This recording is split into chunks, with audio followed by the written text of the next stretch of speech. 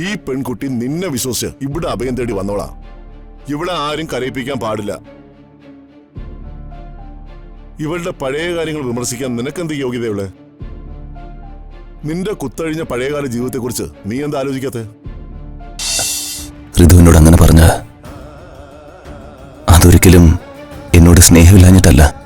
ഏട്ടൻ അവളെ മനസ്സിലാക്കുന്നുണ്ടല്ലോ. ഇങ്ങനെയായിരിക്കണം ഒരു ഭർത്താവ്. ഭർത്താവും ഭാര്യയും തമ്മില് പല പിണക്കങ്ങളുണ്ടാവും. അതൊക്കെ സൗന്ദര്യ പിണക്കങ്ങളാ. അങ്ങനെ ആയിരിക്കണം. അമ്മയും പ്രിയച്ചിയൊക്കെ പോണ്ടെന്നൊക്കെ പറയും. ഏട്ടൻ മറ്റെവിടെയെങ്കിലും പോവാണെന്നോണ പറഞ്ഞു അങ്ങോട്ടേക്ക് പോയാ മതി. അവര് പറയുന്നത് കേൾക്കരുത്. അവർക്ക് ഭർത്താവുമായിട്ട് പിണങ്ങി ജീവിക്കുന്ന ഒരു പെണ്ണിന്റെ മനസ്സ് മനസ്സിലാക്കാൻ കഴിയില്ല. കാരണം അമ്മയും അച്ഛനും തമ്മില് അങ്ങനെ ജീവിച്ചിട്ടില്ലല്ലോ. പ്രിയേച്ചിക്കും അങ്ങനെ ഒരു അനുഭവം ഉണ്ടായിട്ടില്ല. എന്നാ ഞാൻ പോയിട്ട് വരട്ടെ. ശരി.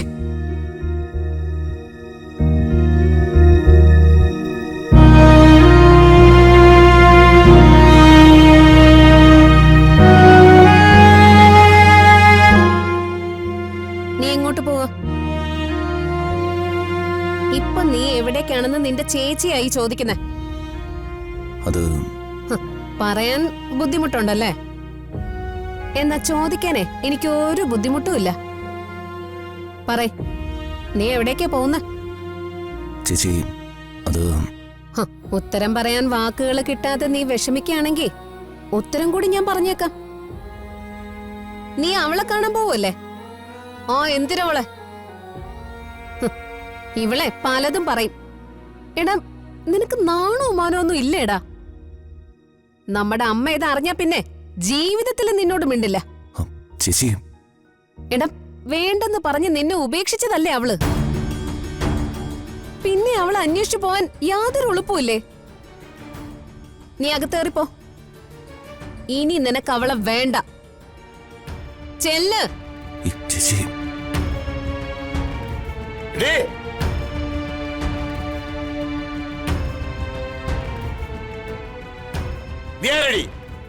റാണിയോ അതോ വിക്ടോറിയ രാജ്ഞിയോ? അവളുടെ ഒരു ചോദ്യം ചെയ്യല് അമ്മത്തിരുവടികൾ വന്നിരിക്കണം. ഉപദേശിക്കാൻ കഴിവുള്ള ഒരു യോഗ്യ വനിത. എടീ, നിന്നെ ഇട്ടേച്ച് പോയതാ ചെയ്യുന്നെ. നീ കരഞ്ഞ് കാല് പിടിച്ചിട്ടാ കള്ളു കുടിച്ച് വഴക്കം കൂടി നടക്കുന്ന അവന് ഈ ചെക്കൻ തിരികെ കൊണ്ടുവന്നത്. ഇവന്റെ ദാമ്പത്യ ജീവിതം അലങ്കോലമായിന്ന് കണ്ടപ്പോ മുതലെടുക്കാൻ വരല്ലേ? തക്കം കിട്ടുമ്പോ കാലുവാരണ അവസരവാദിയാ നീയൊക്കെ. ഇവന്റെ കാര്യം നോക്കി ഇവനറിയാം. ഇവനത് കൈകാര്യം ചെയ്തോളും. ചേച്ചമ്മ നീ പോയിട്ടോടാ.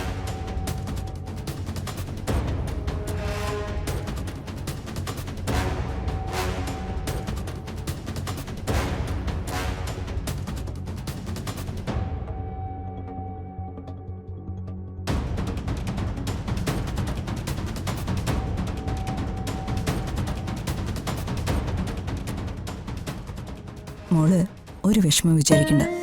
പോയിട്ട് വാ.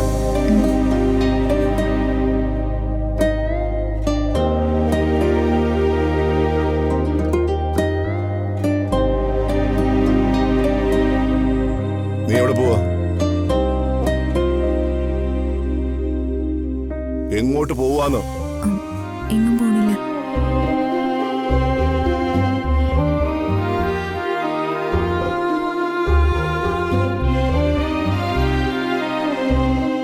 ചേച്ചി, ദീപകിനോട് അവന്റെ ഭാര്യയോട് ഇങ്ങോട്ട് വരാൻ പറയും. ദീപക്കേ, എടോ ദീപക്കേ. അമ്മേ, നിന്നെയും നന്ദനെയും ദേ വല്യമാവൻ വിളിക്കുന്നു. വേഗം ഇങ്ങോട്ട് വാ. ദാ വരുന്നു.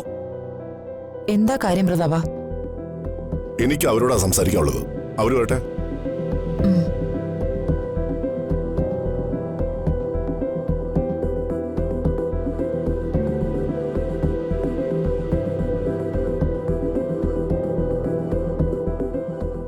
എന്താ വല്യമാവ? വലിയൊരു പേടിയോടെയാ ഞാൻ നിന്റെ കല്യാണത്തിന് കൂട്ടുന്നത്.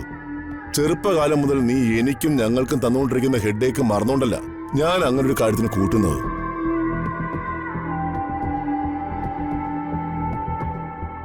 ഒരു ചെറുപ്പക്കാരൻ നന്നാവുകയാണെങ്കിൽ എങ്ങനെയെങ്കിലും നന്നായിക്കോട്ടെ എന്നൊരു ഒറ്റ വിചാരം കൊണ്ടാ ഈ കല്യാണം നടത്തിയതും നിന്നെയും ഇവിടെയും ഇവിടെ താമസിപ്പിച്ചിരിക്കുന്നതും. രാജുവും നന്ദനയും തമ്മിൽ മുൻകാലത്ത് എന്തെങ്കിലും റിലേഷൻഷിപ്പ് ഉണ്ടായിരുന്നെങ്കിൽ അത് അവിടെ വെച്ച് തീർന്നു. കഴിഞ്ഞ കാര്യങ്ങൾ വീണ്ടും കുത്തിപ്പൊക്കേണ്ടതില്ല. ഇത്തരം കാര്യങ്ങളൊന്നും ഇക്കാലത്ത് അത്ര അസാധാരണ സംഭവങ്ങളൊന്നുമല്ല. ഈ പെൺകുട്ടി നിന്നെ വിശ്വസിച്ച് ഇവിടെ അഭയം തേടി വന്നോളാ. ഇവിടെ ആരും കരയിപ്പിക്കാൻ പാടില്ല. ഇവളുടെ പഴയ കാര്യങ്ങൾ വിമർശിക്കാൻ നിനക്കെന്ത് യോഗ്യതയുള്ളേ? നിന്റെ കുത്തഴിഞ്ഞ പഴയകാല ജീവിതത്തെക്കുറിച്ച് നീ എന്താ ആലോചിക്കാത്തെ? ഇവര് ഭാര്യയും ഭർത്താവും കൂടി ചെളിവാരി എറിഞ്ഞതേ ആ പാവൻ രാജുവിനെയാ. അതിനെക്കുറിച്ച് എന്താ ചേട്ടൻ ഇവരോട് ചോദിക്കാത്തെ? ഞാൻ സംസാരിക്കുന്നത് എന്റെയും നിന്റെയും അനന്തരവന്റെ കാര്യമാ, രാജുവിന്റെ കാര്യമല്ല. അവനെ വെള്ളപൂശി എടുക്കുന്ന എന്റെ ജോലിയല്ല.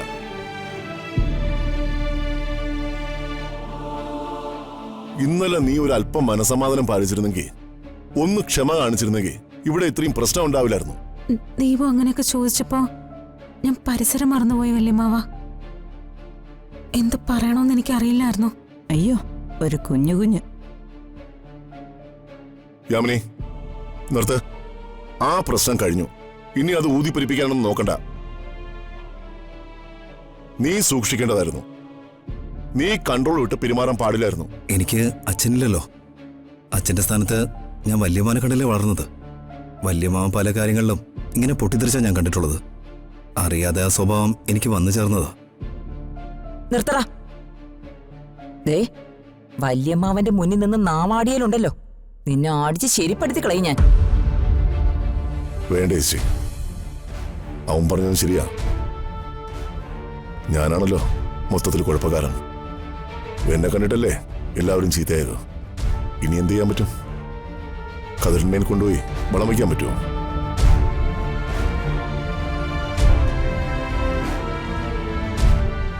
പ്രതാപ, നീ എങ്ങോട്ട് പോവാ?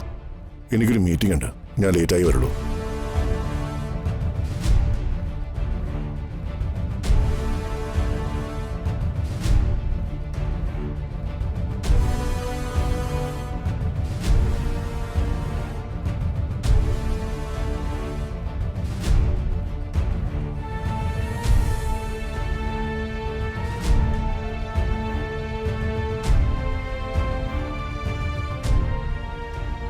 അച്ഛനോടുള്ള സ്നേഹം കൊണ്ട് ഋതു എന്നെ തള്ളിപ്പറഞ്ഞതായിരിക്കാം.